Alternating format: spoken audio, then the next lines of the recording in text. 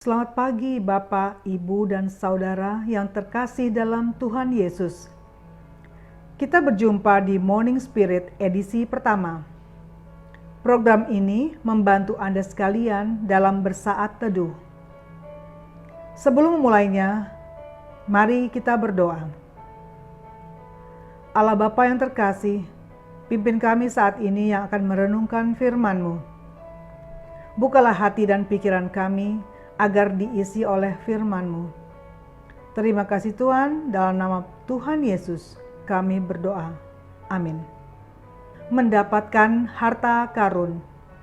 Amsal 1 ayat 1 sampai dengan 7.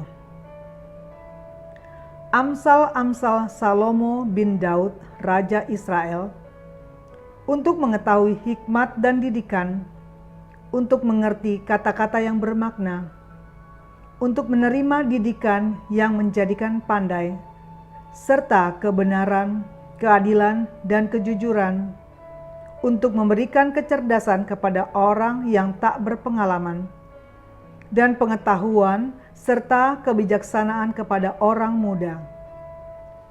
Baiklah orang bijak mendengar dan menambah ilmu, dan baiklah orang yang berpengertian memperoleh bahan pertimbangan, untuk mengerti amsal dan ibarat, perkataan dan teka-teki orang bijak. Takut akan Tuhan adalah permulaan pengetahuan, tetapi orang bodoh menghina hikmat dan didikan. Pernahkah Anda mendengar cerita Aladin? Saya tertarik dalam cerita itu ketika tanpa sengaja Aladin melihat secara sembunyi tentang sekelompok perampok yang menyimpan harta rampokan mereka dalam sebuah gua. Namun, selama ini tidak ada yang dapat mengetahui cara masuk ke gua tersebut, karena di depan gua tersebut terdapat batu besar yang menutupi gua tersebut dari luar. Dan hanya pemimpin perampok itu yang mengetahui rahasianya. Aladin sungguh beruntung ketika sempat mendengar dan melihat cara membuka pintu gua. Ia mendapat cara untuk membuka batu besar yang menutup gua tersebut. Aladin mempunyai cara yang tepat untuk memperoleh harta karun. Sama seperti cerita di atas, penulis Amsal yaitu Raja Salomo ingin memberi cara tepat bagi orang yang mau mendapatkan hal-hal yang penting dalam hidup ini. Apa hal yang penting dalam hidup ini? Menurut Salomo, hal itu adalah kepandaian, kebijaksanaan, kebenaran, keadilan, kejujuran. Saya yakin hal-hal tersebut dapat disamakan dengan menemukan harta karun bagi seseorang, membuat dia berhasil dalam hidupnya. Keberhasilan itu bermacam-macam jenis. Bisa jadi kaya, bisa jadi harum namanya karena menjadi orang yang bijak, dan lain sebagainya. Semuanya itu diperoleh seseorang ketika ia mau dididik. Sebagai seorang yang memimpin kerajaan, Salomo memperlihatkan bahwa dirinya sangat membutuhkan hal-hal tersebut di atas. Karena melalui kepandaian, kebijaksanaan, kebenaran, keadilan, dan kejujuran, ia dapat membawa kerajaan yang dipimpinnya menjadi kerajaan yang kuat, bermartabat, dan termasyur. Dan semua itu di zaman Salomo lah kerajaan Israel menjadi sangat terkenal sampai ke negeri yang jauh. Sampai seorang ratu dari Ethiopia sengaja berkunjung kepadanya untuk melihat Salomo memerintah dengan hikmatnya.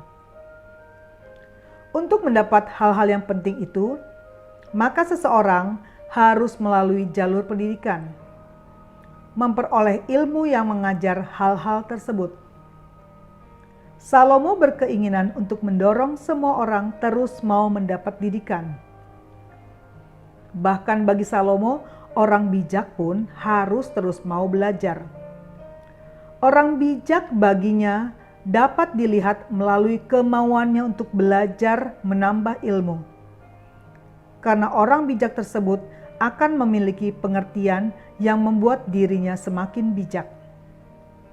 Namun pada ayat 7, Salomo mengakui bahwa semua pendidikan yang dianjurkannya dalam ayat-ayat sebelumnya tidak akan lengkap tanpa mendapat aspek yang paling penting untuk mendapat pengetahuan. Aspek itu adalah takut akan Tuhan. Apa artinya takut akan Tuhan? Yaitu kebergantungan pada Tuhan dalam segala situasi dan penundukan diri kepada Tuhan.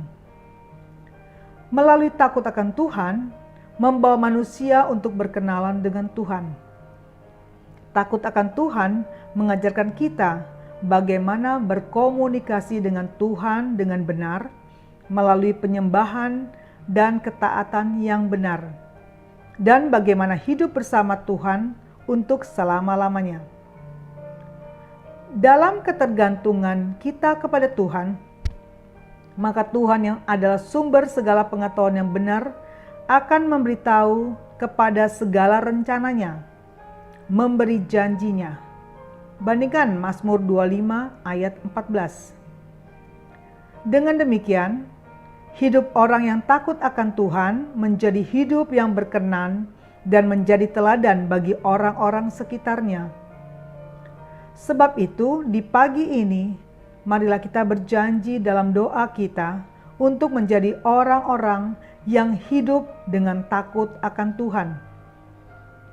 Mari kita mohon agar Roh Kudus dapat memimpin kita untuk melakukannya.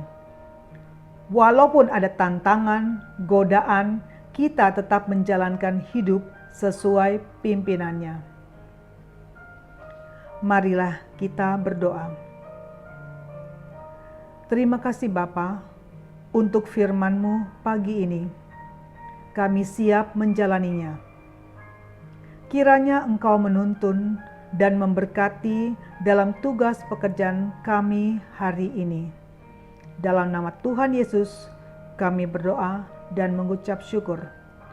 Amin.